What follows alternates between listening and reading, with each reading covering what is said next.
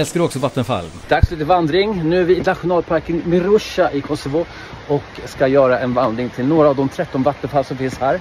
Klart peppad, ni får hänga på. Helt klart en ganska brant vandring. Och så finns det såna här vajrar som man kan hålla sig in och bli för brant. Och med vargarna kom verkligen väl till pass. För ju högre upp man kom, desto brantare blev de här klipporna. Och alltså ni kan tänka här vill man inte ramla ner misstag.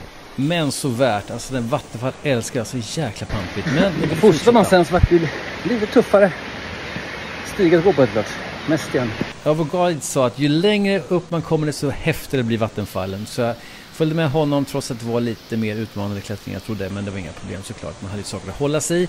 Och efter en dallrig hängbro kommer fram till ett ännu maffigare vattenfall. Så jäkla coolt. Ja, här skulle vi vilja fortsätta upp hela vägen till toppen, men det hann vi inte med den här dagen. Läs mer på motorresebloggen.se.